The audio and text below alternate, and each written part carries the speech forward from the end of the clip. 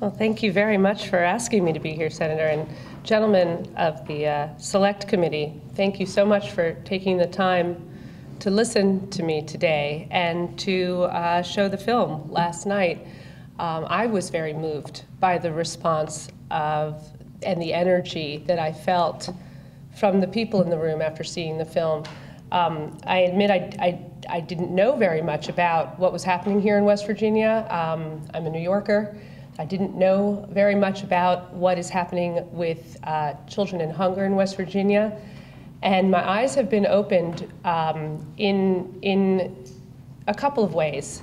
Not in the bad news way of, oh, look how bad the problem is, because quite frankly, you're in good company. The problem is bad throughout the nation. When my partner, Christy Jacobson, and I set out to learn about this issue 4 years ago, we were stunned to learn that there is hunger and food insecurity, and that is not just a euphemism. It's a very valid term because it speaks to a very specific condition to the United States, what we have here, in every single county in the United States. So, and that goes for wealthy states as well, and big states as well as small. We found that there was hunger in urban centers, there was hunger in rural pockets of the country, in ranching communities, in suburbia. We were amazed to find that there was nowhere that was exempt. So my eyes haven't been opened so much in the sense that, well, you have this horrible problem. My eyes have been opened to the fact that you have leadership on this issue that far surpasses what many people would consider to be some of the more progressive states and some of the more advanced thinking states on this issue. I think, Senator Unger, you are a great example of that. Your staff has been terrific. But just the fact that you are looking at this issue with your hearts and your minds open and saying it's time that we get to the bottom of it puts you in your own category. And I'm very proud and excited to be part of it because I find now that we've made this film is played all over the nation. It continues to do so, and it's only going to grow and grow from here. It's gotten us a lot of attention and drawn some attention to the issue. What we are starting to see is that people around the nation are seeing this as a moment in time when they can have some agency and do something. I have found my biggest surprise when I set out to make this film was to learn that hunger is solvable. I think we are all conditioned to believe that hunger, kind of like poverty, it's one of those things like the Middle East, like, oh, the problem will always be there. There's not a lot we can do. The best we can hope for is to help a little bit here and there where we can, get involved with our own faith community to help the suffering. But to solve it, probably not going to happen. And I couldn't have been more wrong. That's what I learned about hunger. It is solvable. It is one of those problems of our time that we know how to fix. This is not a mysterious disease where we first have to authorize the studies to find out what causes it. We know what causes hunger. And we know how to fix it. And the way you fix it is with food. So this is not mysterious. And we actually have precedent in this nation for having gotten together on a bipartisan level, both the states and the federal government. We have funded the programs that we know work. We modernized them so that there was less waste and inefficiency, and the programs were targeted to where they were needed the most. And we more or less wiped out hunger in this country by the end of the 1970s because of that approach. We have since gone back and gone back further. And part of that is attributable to ideological shifts that have been happening since the 1980s. A lot of culture of blaming of people for having made poor choices or for somehow being responsible for their condition without really, really looking at the mosaic of issues that have contributed to those choices and asking if they really are choices once you look at what is actually available to people. So knowing that this was something that could be fixed was an enormous motivation as a filmmaker, because it meant I wasn't just making a movie to make people feel bad. I was actually, hopefully, making a movie to inspire people to action. From what I see, from the bird's eye view of a filmmaker looking at the nation's response to this, there is a vacuum of leadership around this. It is much easier, I think, for our leaders to say, well, you know, I don't know how we're going to pay for this, and pivot away from the real issue, which is that we're paying for it one way or the other. And we are paying and paying. And those children who aren't eating and aren't getting adequate nutrition will be paying for it for the rest of their lives, and we will also be footing that bill. So I think it behooves all of us who have the ability to look at things, look at underlying causes, to do so and say, hey, we might end up saving a lot of money, a lot of time and energy as well, and be doing right by kids by looking at what is causing this and addressing it at its source, which is what I believe a policy like Feed to Achieve really, really does.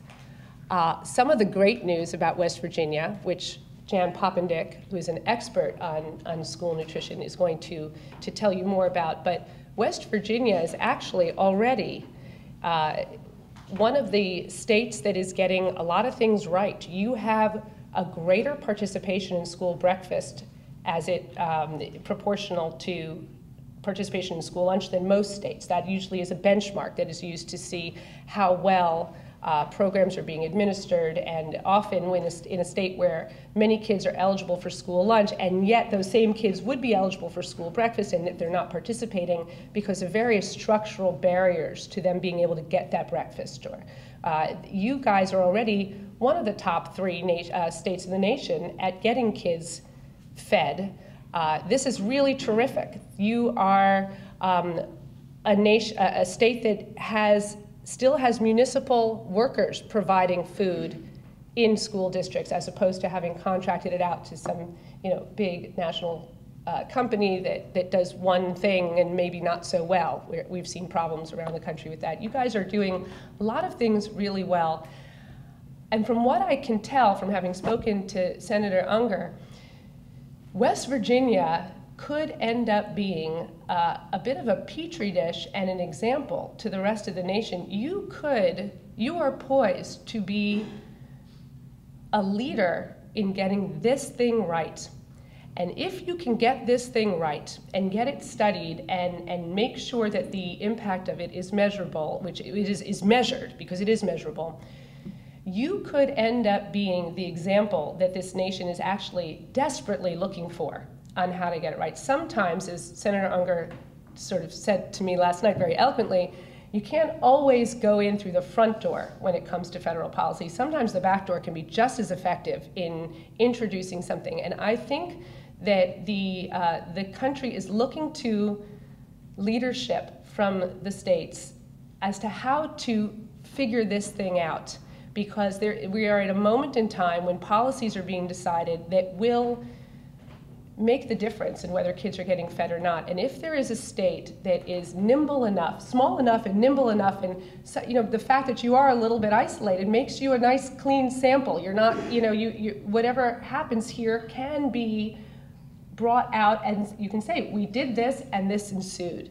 That is something really useful for the nation. We need this right now. So I urge you all to continue what you're doing and know that you are probably going to end up being held up as an example of what happens when leadership identifies a problem and sets out to solve it. And that example will have national consequences. We need this right now. It's traditional, I think, to say it's an honor and a privilege. But this morning, I really do feel it's an honor and a privilege to have an opportunity to speak to you. I'd like to bring the New York State Legislature down here to take a look at how you get things done, and maybe the United States Congress. I'm impressed with the capacity of the West Virginia Legislature to actually act. I'm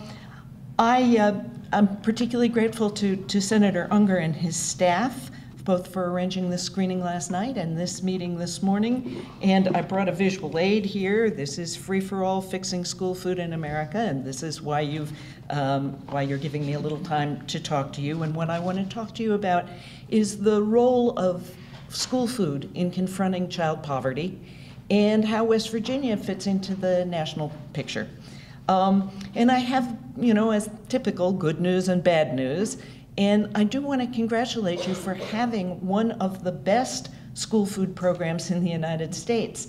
And I should confess that I was surprised. I spent a long time studying school food in the United States, but that doesn't mean that I got to every state. And I don't know what I thought about West Virginia, but not that you would be the only state in the United States to have ruled out a la carte, and I'm going to explain that in a moment. Not that you would rank third on the school breakfast scorecard. So let me give you an overview of what I found in my research, what the major issues are in school food in the United States, and what little I know about how West Virginia fits into that picture. I began my research on school food about 10 years ago, and if you think back, you may remember the early aughts as the time when childhood obesity was making headlines. Remember, that's when we saw the headline that obesity was overtaking smoking as a primary cause of death, or that our children were going to lead shorter lives than their parents. And so in that context, a lot of the energy around school food and a lot of what people wanted to talk to me about when I went to talk to them was about the nutritional quality of school food. Was school food making our kids fat? But I came into this with a long history of working on issues of poverty and hunger. And so I was also very interested in the issue of access.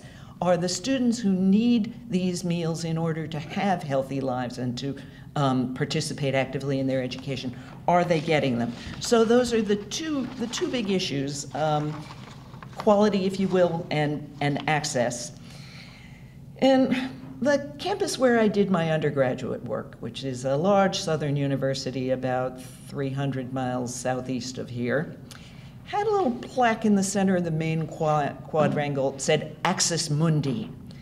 And in my work on school food, I have started to think that the school cafeteria is actually Axis Mundi, the center of the world, because it's where we have an intersection of education, health, family security, the economy, and agriculture. So when Senator Unger was telling me who's on this committee, I was so impressed that you have brought together the decision makers who have the knowledge in all these areas. One of the things that I particularly like about the Feed to Achieve legislation is that it requires educators to form partnerships with the Departments of Agriculture and the Department of Health and Human Resources. We need more collaboration. School food in the United States has really kind of been in a silo. Okay, it's sort of, in some ways, as I say, everybody complained about it, nobody did anything about it, but very few people knew very much about it. And we're beginning to crack that open. I think Laurie's film, bye Laurie, and Laurie and Christie's film has helped to call some attention, and I hope that Free for All has done so also. So what did I find about the quality issue? Well, for starters, I found that it varied drastically from state to state, from school, district to district, and from school to school. That's no surprise, but one thing it tells us, when quality varies drastically, anytime in a social science situation where outcomes vary drastically, it tells you that it's not insoluble, that all of the performances could be raised to the level of the best performers. And I think that's part of what you're looking to do with the Feed to Achieve legislation, is to raise the performance in those districts that are not doing a good job of getting, for instance, breakfast participation to the level of the districts that are doing the best job. I found that the best meals in terms of food quality were at the two ends of the economic spectrum. There are schools that serve wealthy suburban districts where you have very few youngsters who are eligible for free or reduced price, and where they can sell the meal for $3.50 or $4, and they're doing fine. They can offer some very good food, okay? And there are schools where 90% of the kids are eligible for free and reduced price, and their participation rates are very high, and they get the full federal reimbursement for those free and reduced price meals, and they can typically offer very good food. And in between are a lot of schools where your participation for, or your free and reduced price rate is, 30, 40, 50%. They have a much tougher time because they've got to make a meal that they can sell to the so-called full-price kids, and I want to tell you that that is a misnomer. All of the meals are subsidized by the federal government. The subsidy now for the so-called full-price meal is 30 cents worth of cash and 20 cents worth of commodities, so it's a 50-cent contribution. It's my estimate that virtually all of that 50 cents is used up in the paperwork of administering the means test, and we'll come back to that a little later, so that it's not really available to make the meals better. But that's what I found, is that the schools that had the adequate funding to do a good job were much more likely to be doing a good job with the nutrition. I found a very heavy reliance on what in the trade is known as bulk convenience food. That's the food that comes in those brown paper cartons. It's defrost and reheat food. I did talk to those food service staff members who told me that their major tool in the kitchen was a box cutter. This is something that actually dates back, especially to the early 1980s, when the subsidy for the across-the-board subsidy, the one for all meals, was dropped dramatically. It was cut by a third.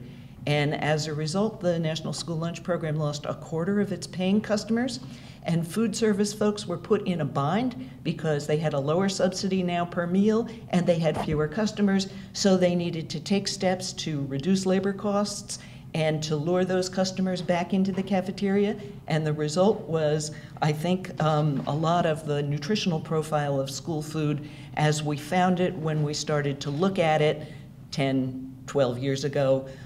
They cut labor costs by moving to the bulk convenience, and they tried to lure the kids back into the cafeteria with fast food clones, with teenagers' favorite foods, and we got the profile of what is sometimes called carnival foods. And there are a lot of carnival foods nationwide in the national school. A lot of corn dogs, a lot of patties and nuggets of one sort and another. For those of you who did see the film last night, you may have notion, I almost shouted it out from the audience, but you may have noticed that the school meals that were shown were virtually monochromatic. This is a symptom. Whenever you see a monochromatic meal, you know that it's not giving you the nutrients you need. And in the meals on the tray last night, there was, a golden roll and some golden French fries and some golden patties or nuggets and maybe a pear or some peas. Monochromatic meals are not good. I found way too many. I want to congratulate you. Your state adopted the IOM, that's the Institute of Medicine recommendations, as soon as they were released. And one of the major IOM recommendations was that you had to serve deep green vegetables and red and yellow vegetables a certain number of times. Your state adopted those recommendations when they were released. It did not have to be directed by Congress to do it. This is a real achievement. You've got somebody really good working on behalf of West Virginia children. So you've been serving more colorful meals. Anybody ever reads to the end of Free for All, you'll see that I say that I think the nutrition requirement structure that the federal government has come up with is unnecessarily complicated, and that if we would stick with eat your colors, we would have better meals. So, having said that, the other thing, I have another congratulations for you. Congratulations on the fact that 366 of your 695 schools have salad bars. All across the country, we see that salad bars are the efficient, culturally welcome way to get kids to eat more fresh vegetables, fresh fruits and vegetables, and you've got them in almost half your schools. And if I could tweak your legislation, I'd put something in there about using the funds that you raise through your donation entities to sponsor salad. Salad bars typically require new equipment in the school because you've got to keep that salad at a serve-safe temperature, okay? Underlying some of the carnival meals syndrome that I saw is a fundamental characteristic of the way we're doing school food now, which is that we are selling food to children. Okay, and these are not children who come to us as tabulae rasa, okay? I thought this was going to be the timer. No, these are not children who come to us as blank slates. These are children who have been exposed to hundreds of hours of advertising for the nation's least healthy foods. You probably see what's on the cartoons if you're with your children or grandchildren on a Saturday morning. I have been shocked to learn what's going on the internet. I don't spend time on the sites that children typically visit on the internet, and so when I read the article that's actually in the book that comes with the film, the Place at the Table book, there's a very revealing article in there on what's going on in the internet and advertising foods to children. But what I want to say is we have set up in this country a situation where our school food service departments are selling food to kids, and that basically puts the advertisers in charge. Okay, I will come back to that in a moment.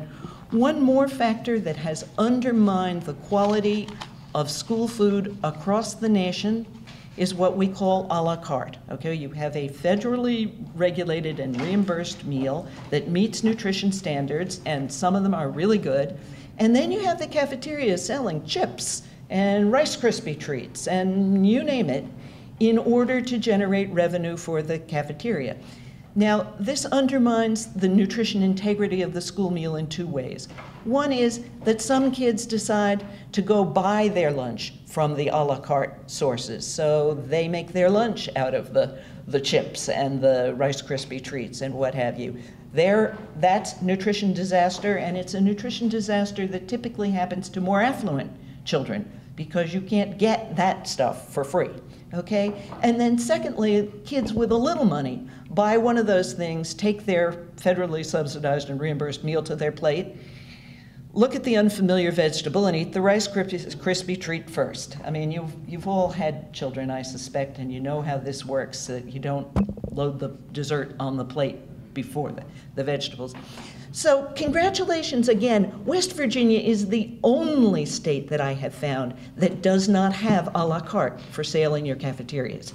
That doesn't mean you don't have vending machines in the hall, okay, under the jurisdiction of the principal or the coach. But your cafeterias do not sell food to kids in competition with the meal. And this is a huge plus, okay, and I'm happy to have learned about it. Okay, so much, that's all I'm going to talk about the quality. If you have questions, and we have any time for questions, you can ask that later. But I want to talk about access because that's really sort of where my heart is in terms. I've worked on hunger issues for many, many years, and I started my anti-hunger career as director of the National School Breakfast Campaign. So this is an area of great concern to me. You probably already know that nearly half of West Virginia children live in homes in families where the income is below twice the poverty line. Now you may say, well, twice the poverty line, that ought to be. It's not, okay? Twice the poverty line is the level at which we still find very high rates of food hardship, housing hardship, and healthcare hardship. So let me turn for a minute to school breakfast.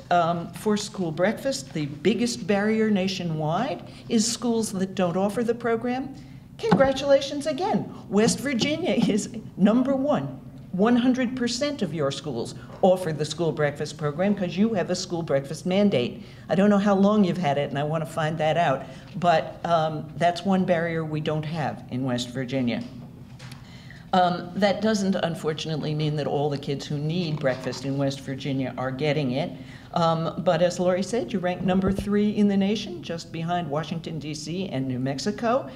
In the ratio that we use to measure this, which is for every 100 kids who are getting a free or reduced price meal in the school lunch program, what number are getting them in the school breakfast program? You're at 65. It might interest you to know that were you to reach New Mexico's level of 70, you'd have an additional $1.4 million federal dollars coming into the state. and coming into children. It's not just getting them into the state, although it's nice to have it circulate in the state economy. You could look to Nevada, where they've done a major breakfast after the bell to get some ideas, although I see from your legislation that you're already familiar with these. You could look to Rhode Island, where they've done the universal breakfast in the classroom in a number of their large districts. And you could look to Maryland, Meals for Achievement, as places to get some inspiration from other states that have also wanted to work on this. Another thing that I particularly like about your Feed to Achieve legislation is that you're not assuming that one size fits all, and that you're asking the districts to create a plan to address low participation where it exists, but you're not just telling them you have to do it this way. And I think that's good policy. Okay. For lunch, the biggest barriers are all derived from the school food means test. Okay, from selling food to kids and having this three-tier system of free, reduced price, and full price meals. One problem is the stigma, that when kids know that there are 3 levels, they want to make sure they're not seen as being in the poor kids group. I think that because you don't have a la carte aggravates the stigma thing, because kids get to flash their cash to buy the a la carte. Because you don't have a la carte, I think you have less stigma than many states, but that doesn't mean it goes away. And one of the things that I really love about your bill is the aspiration to move to universal free, to feed children as a regular part of the school day, integrated with the curriculum. I think it's far off, but I think it's terrific that you have it.